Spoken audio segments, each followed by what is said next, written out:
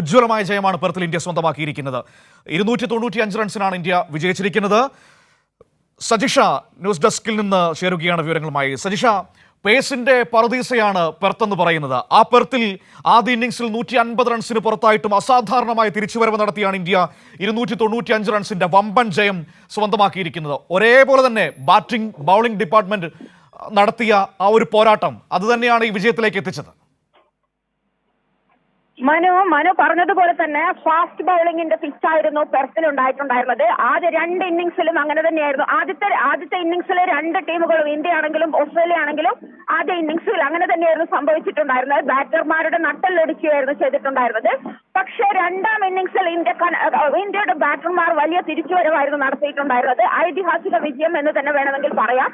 ജസ്പ്രീത് ബുംറയുടെ ക്യാപ്റ്റൻസിയുടെ മികവിൽ ബുംറ തന്നെയായിരുന്നു ശരിക്ക് നയിച്ചുകൊണ്ടിരുന്നത്. ബൗളിംഗ് മികവിൽ തന്നെ 2 ഇന്നിംഗ്സിലും ബുംറയുടെ ബൗളിംഗ് മികവ് തന്നെയാണ് ഇന്ത്യ ഇത്രയും മികച്ച സ്കോറിലേക്ക് എത്തിക്കുകയും ചെയ്തിട്ടുണ്ടായിരുന്നത്. അതിന് പുറമെ ജയ്സ്വാൾ, വിരാട് കോഹ്ലി ഫോമിലേക്ക് ഉയർന്നതും ഇന്ത്യക്ക് വലിയൊരു മികവാണ് സമ്മാനിച്ചിട്ടുണ്ടായിരുന്നത്.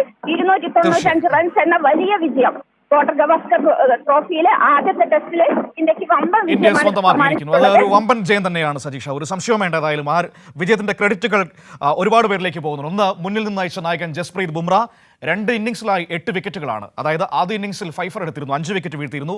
രണ്ടാം ഇന്നിംഗ്സിൽ 3 വിക്കറ്റ് വീഴ്ത്തി. ഒപ്പം തന്നെ മിന്നുന്ന ബാറ്റിംഗ് പുറത്തെടുത്ത യശസ്വി ജയ്സ്വാൾ, ഒപ്പം തന്നെ ഫോമിലേക്ക് തിരികെ എത്തിയ വിരാട് കോഹ്ലി, KL രാഹുൽ, അങ്ങനെ ഒരുപാട് പേർക്ക് ആ വിജയത്തിന്റെ അവകാശം പറയാൻ കഴിയുമെന്നതാണ് ഏറ്റവും പ്രധാനപ്പെട്ട കാര്യം. ഏതായാലും ബോർഡർ ഗവാസ്കർ ട്രോഫിയിലെ ആദ്യ ടെസ്റ്റിൽ മിന്നും വിജയത്തോടെ ഇന്ത്യക്ക് തുടങ്ങാനായി എന്നത് പരമ്പരയിലെ വരും മാച്ചുകളിൽ ഇന്ത്യക്ക് ആത്മവിശ്വാസം കൂട്ടുമെന്ന കാര്യത്തിൽ സംശയമില്ല.